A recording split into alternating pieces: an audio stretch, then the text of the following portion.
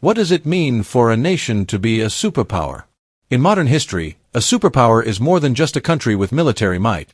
It is a state whose economic strength, political influence, technological leadership, and cultural reach affect the lives of millions around the globe. Superpowers can shape international norms, dictate trade flows, and influence the development of other nations, often setting the rules of the global order. The United States of America, by the mid-20th century, had achieved this status. But its journey began centuries earlier, with the arrival of European settlers along the eastern seaboard, the founding of colonies, and the gradual development of political, economic, and social institutions. Geography, abundant natural resources, and demographic growth created fertile conditions for expansion. Yet, it was not merely material wealth that shaped the United States, it was ideas. Enlightenment philosophies of liberty, equality, and governance, combined with a spirit of enterprise and innovation, laid the foundations for a nation capable of extraordinary influence. To understand how America became a superpower, we must trace the historical trajectory from its earliest colonial settlements through its struggle for independence, its expansion and industrialization, and its emergence on the global stage. Each era added layers of economic capacity, political sophistication, and cultural influence that collectively propelled the United States into global prominence. This story is one of geography, ingenuity, ambition, and resilience, a complex process that transformed a set of scattered colonies into the world's leading power. Geography and Early Colonial Foundations, 1600s, 1776. The geographical setting of North America played a decisive role in shaping the trajectory of the future United States. Stretching from the Atlantic seaboard to the Mississippi River and beyond, the continent offered abundant natural resources, fertile soils, navigable rivers, vast forests, and rich fisheries. These resources allowed European settlers to establish thriving agricultural economies and trade networks. The Atlantic coastline, dotted with natural harbors, enabled commerce and communication with Europe, while the interior's rivers facilitated the movement of goods and people. Colonial foundations began in the early 1600s, primarily with English settlements such as Jamestown in 1607 and Plymouth in 1620. These colonies reflected varying motivations: economic opportunity, religious freedom, and strategic competition with rival European powers. The English colonies eventually developed into three main regional types. The New England colonies, with their rocky soil and harsh climate, focused on shipbuilding, fishing, and trade. The Middle colonies, including New York, Pennsylvania, and New Jersey, balanced agriculture with commerce, benefiting from fertile land and diverse populations. The Southern colonies, rich in tobacco, rice, and later cotton, relied heavily on plantation economies and enslaved labor. The demographic growth of the colonies was remarkable. By the mid-18th century, the population had expanded from a few thousand settlers to over 2 million, a combination of natural increase and immigration from Europe. This growth created a dynamic society capable of supporting diverse economic activities. Education and self-governance became pillars of colonial life, particularly in New England, where town meetings and local assemblies fostered political participation. These early experiences with democratic practices laid the groundwork for future constitutional development. Colonial economies were increasingly integrated into global trade networks. The triangular trade connected North America, Europe, and Africa, linking colonial raw materials, such as tobacco, sugar, and lumber, with European manufactured goods and enslaved African labor. The Navigation Acts imposed by Britain aimed to control this trade, but they also stimulated a culture of commercial resilience and negotiation that would later influence American economic strategies. Cultural and intellectual developments were equally significant. Enlightenment ideas permeated colonial society, emphasizing reason, individual rights, and the social contract. Thinkers such as John Locke profoundly influenced colonial political thought, advocating the notion that legitimate government derives its authority from the consent of the governed. Religious diversity, including Puritanism, Quakerism, and Anglicanism. Independence and Revolutionary War, 1776 to 1783. By the mid-18th century, tensions between the 13 American colonies and Great Britain had reached a breaking point. Issues such as taxation without representation, trade restrictions, and British military presence fueled widespread discontent. The colonies, having developed robust economic and political structures, increasingly viewed British authority as incompatible with their aspirations for self-governance. Enlightenment ideas, emphasizing natural rights and the social contract, provided a powerful ideological framework for resistance. The Declaration of Independence, adopted on July 4, 1776, formally articulated these grievances, proclaiming that all men are created equal and that governments derive their power from the consent of the governed.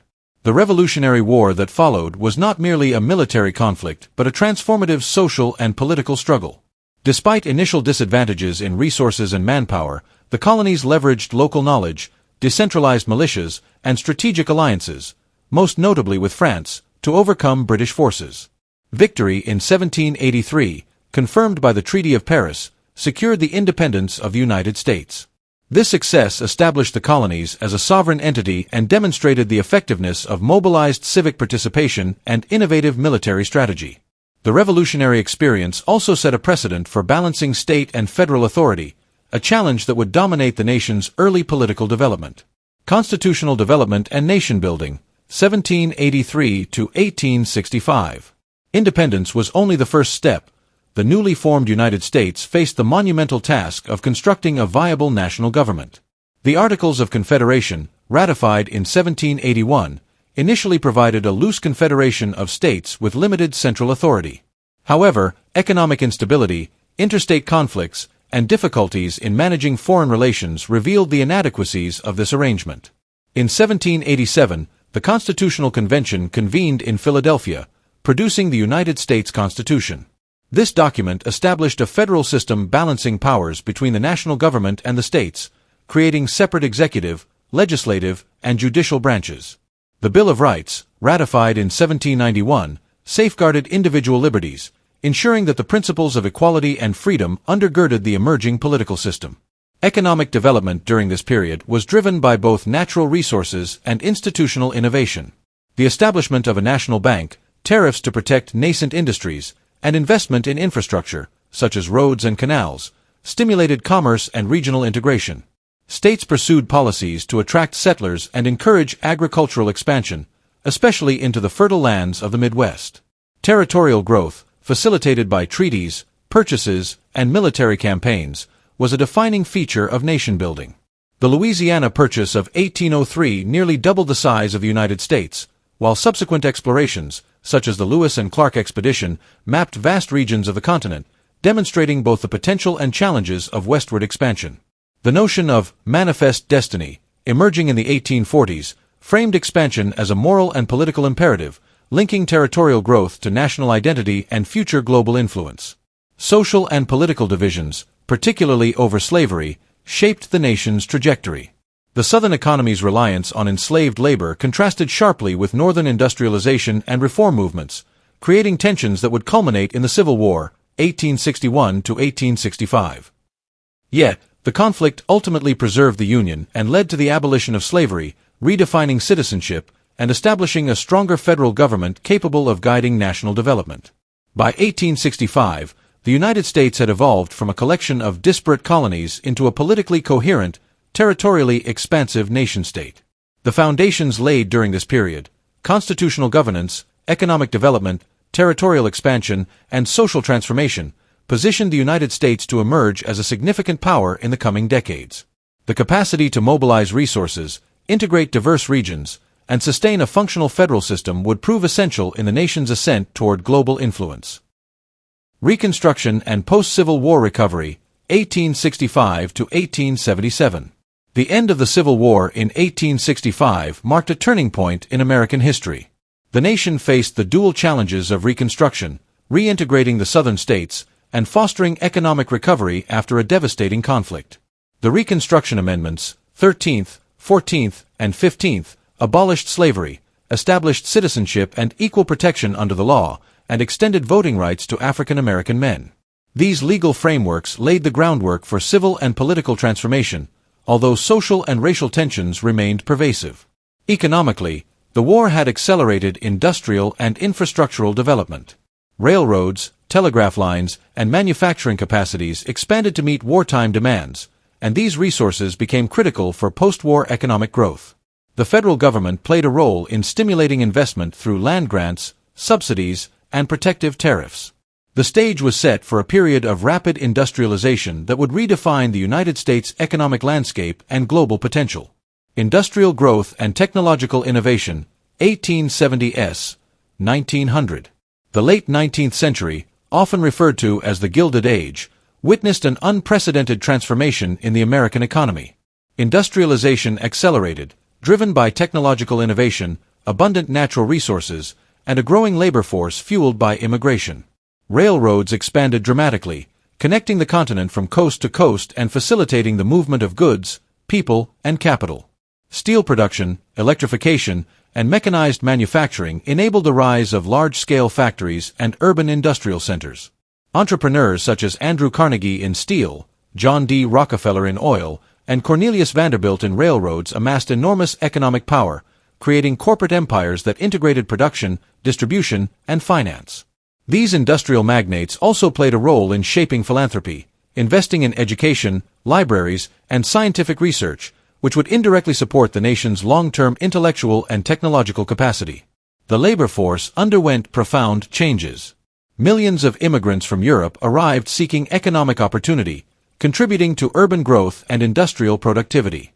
Labor movements emerged in response to difficult working conditions, demanding reforms that would gradually shape labor law and social policy. Innovations in finance, including the growth of investment banking and stock markets, supported large-scale industrial projects, linking domestic capital to global economic networks. By the turn of the century, the United States had become the world's leading industrial producer.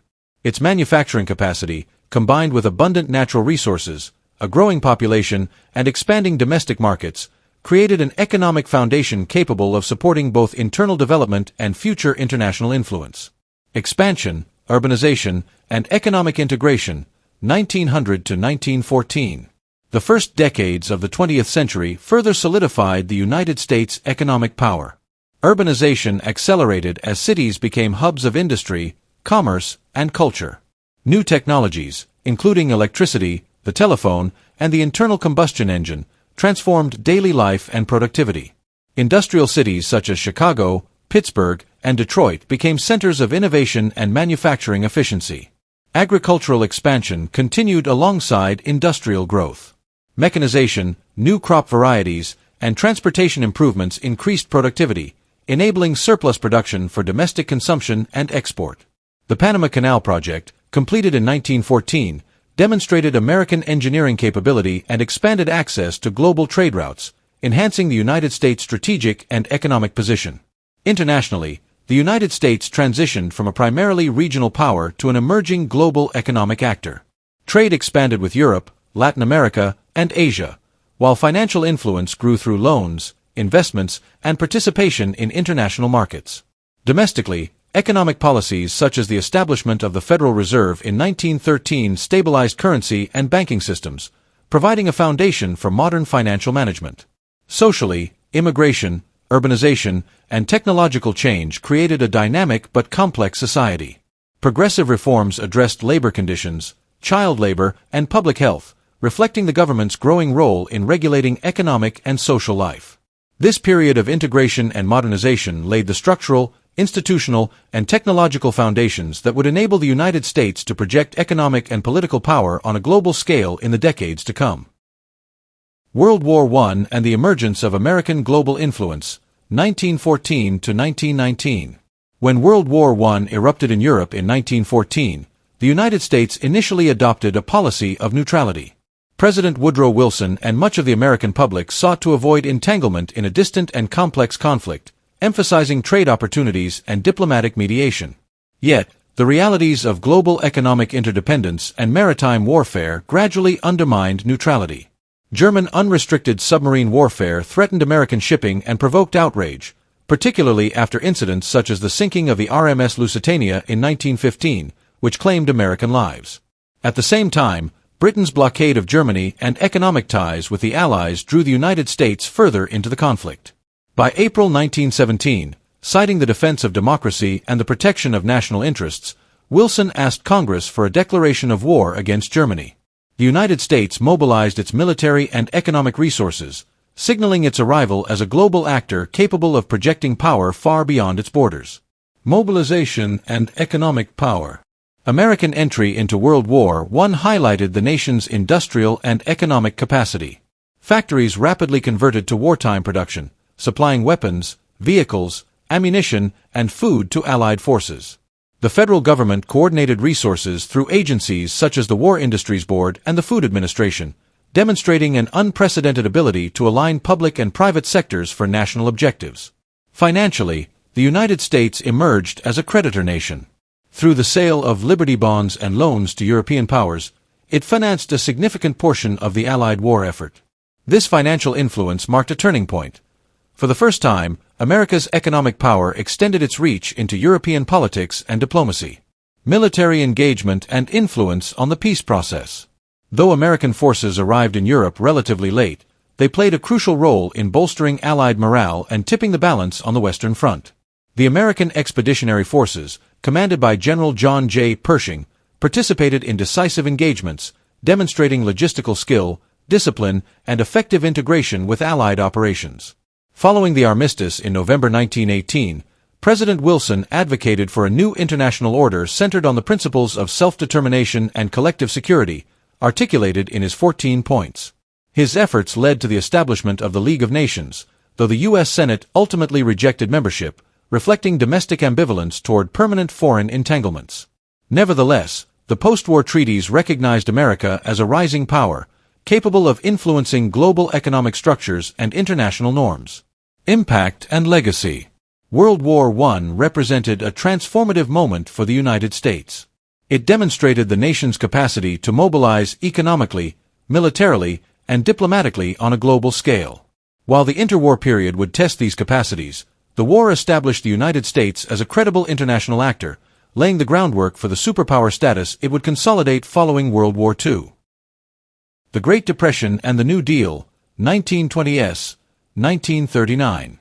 Economic boom and the 1920s. The 1920s in the United States, often called the Roaring Twenties, were characterized by rapid economic growth, technological innovation, and cultural transformation. Mass production techniques, pioneered by Henry Ford in the automobile industry, revolutionized manufacturing and lowered costs, making goods like cars and household appliances widely accessible.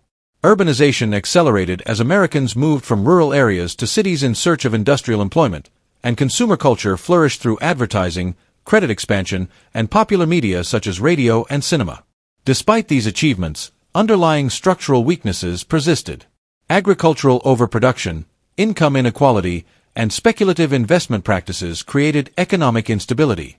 The stock market, fueled by speculation and leveraged buying, became increasingly detached from the real economy, setting the stage for a catastrophic collapse. The Great Depression, 1929 to 1933. The stock market crash of October 1929 marked the onset of the Great Depression, the most severe economic crisis in modern American history.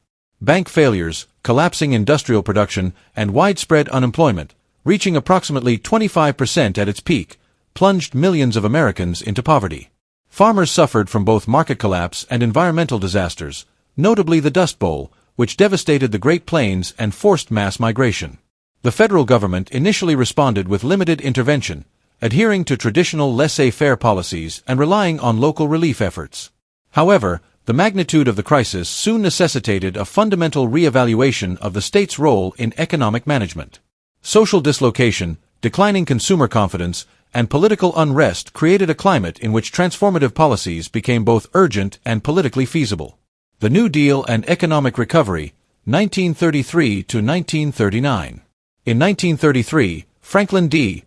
Roosevelt assumed the presidency, introducing the New Deal, a comprehensive set of programs designed to provide relief, recovery, and reform.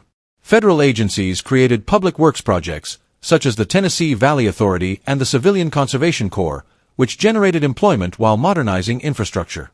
Social security systems and labor protections institutionalized a safety net for vulnerable populations, redefining the federal government's relationship with citizens. The New Deal also sought to stabilize the financial system. The Federal Deposit Insurance Corporation, FDIC, protected bank deposits, while the Securities and Exchange Commission, SEC, regulated financial markets, reducing systemic risk and restoring confidence. Industrial and agricultural policies, including price supports and production controls, aimed to balance supply and demand, laying the foundation for long-term economic stability. By the late 1930s, These measures had partially restored employment and economic output, though full recovery awaited the mobilization for World War II. Beyond immediate economic relief, the New Deal reshaped American society by strengthening the state's capacity to intervene in economic affairs, promote social welfare, and regulate markets. It demonstrated that coordinated federal action could stabilize the economy, enhance resilience, and prepare the nation for the global challenges that lay ahead. Legacy and significance. The Great Depression and the New Deal fundamentally transformed the United States. Economically, politically, and socially, the nation developed mechanisms to mitigate crisis, support citizens, and modernize institutions. These experiences strengthened national capacity, fostering a more centralized, coordinated state capable of mobilizing resources effectively. The lessons learned during this period would prove critical as the United States confronted global conflict in the following decade, setting the stage for its emergence as a superpower. World War II, the crucible of superpower status, 1939 to 1945.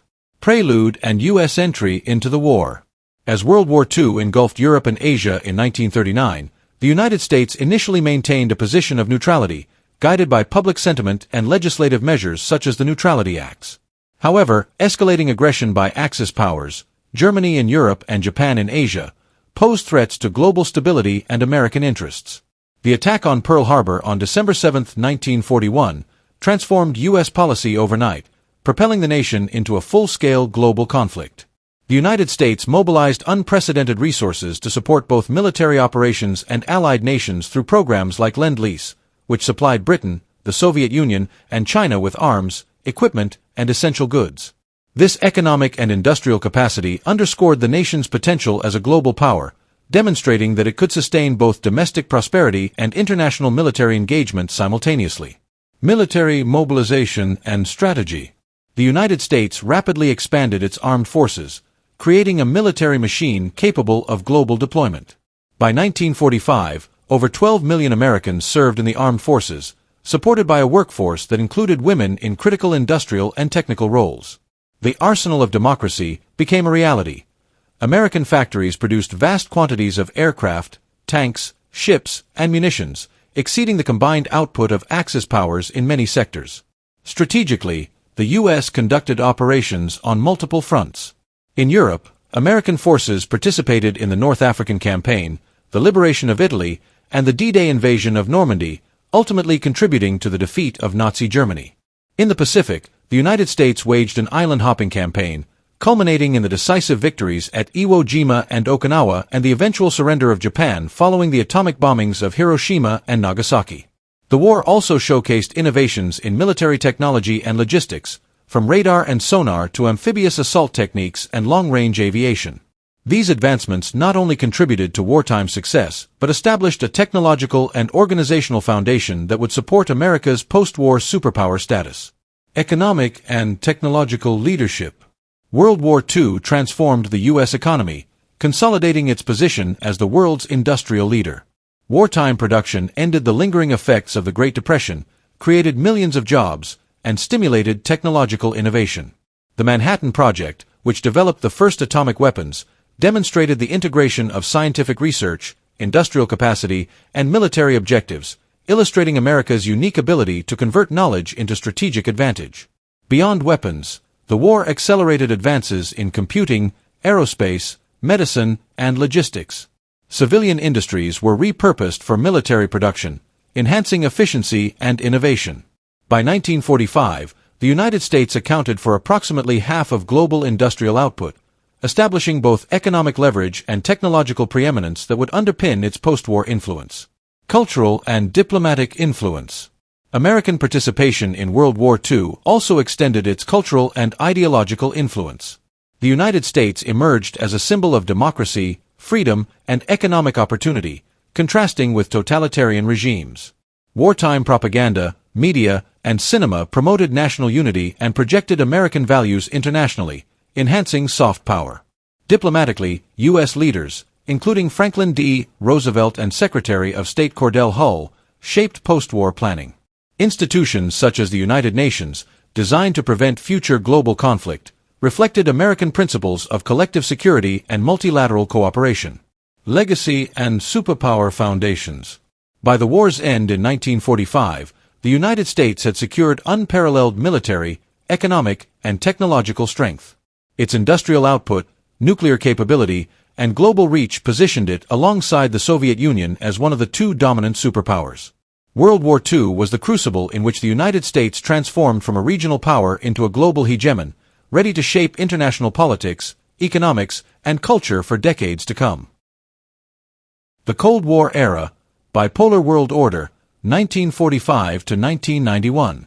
Following World War II, the United States and the Soviet Union emerged as the two dominant global powers, ushering in a bipolar international order. Ideological, political, and economic differences fueled tensions. The U.S. championed liberal democracy and capitalist markets, while the Soviet Union promoted centralized planning and communist governance. The destruction of European and Asian economies created a power vacuum that both nations sought to influence, leading to a protracted struggle for global dominance known as the Cold War. Early confrontations included the division of Germany, the Berlin Blockade, 1948 to 1949, and the establishment of opposing military alliances, the North Atlantic Treaty Organization, NATO, led by the United States, and the Warsaw Pact led by the Soviet Union. These developments codified the U.S. role as a defender of Western Europe and a guarantor of global stability, demonstrating that American power extended far beyond its own borders. Military power and strategic competition. Military strength became a cornerstone of American influence during the Cold War. The U.S. maintained a global network of bases, deployed advanced conventional forces, and developed nuclear weapons that served both as deterrents and instruments of strategic leverage. The doctrine of mutually assured destruction, MAD, stabilized the superpower balance, as both nations recognized the catastrophic consequences of direct nuclear conflict. Engagement in regional conflicts, such as the Korean War, 1950 to 1953, and the Vietnam War, 1955 to 1975, exemplified America's willingness to project military power to contain communism. While these interventions were often controversial, they underscored the capacity of the United States to sustain global military operations and influence the political outcomes of distant regions. Economic strength and global financial leadership. The United States consolidated its economic dominance through initiatives that shaped the post-war international financial system. The Bretton Woods Conference of 1944 established the International Monetary Fund, IMF, and the World Bank, positioning the U.S. dollar as the central reserve currency and providing mechanisms for global economic stability. American investment, technological expertise, and aid programs, including the Marshall Plan, facilitated the rapid reconstruction of Europe and Japan, securing markets for U.S. goods and strengthening political alliances. Domestic economic growth continued to be robust. Technological innovation, industrial productivity, and consumer expansion drove prosperity, while policies fostering higher education, research and development, and infrastructure supported long-term competitiveness. By linking economic strength with diplomatic and military strategy, the United States created a system in which prosperity reinforced global influence. Cultural influence and soft power. American culture became a strategic instrument during the Cold War. Hollywood films, jazz, rock music, literature, and television propagated values of freedom, individualism, and consumer prosperity, contrasting with the authoritarianism of the Eastern Bloc. Universities attracted international students, while scientific collaboration and exchanges promoted knowledge networks that enhanced America's intellectual prestige. Consumer culture and mass media also projected an image of American prosperity and modernity, reinforcing the perception that liberal democracy and capitalism were superior models of governance. This cultural influence complemented military and economic power, creating a multifaceted form of global leadership often referred to as soft power. Space race and technological leadership.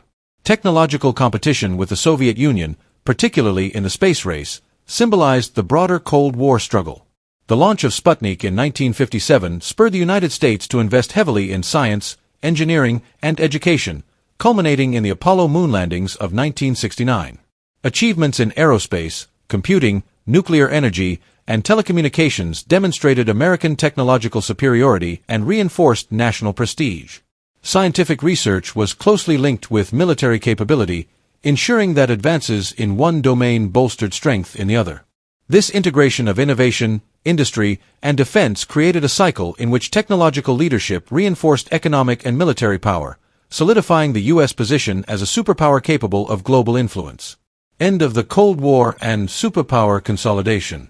By the late 1980s, the Soviet Union faced economic stagnation, political unrest.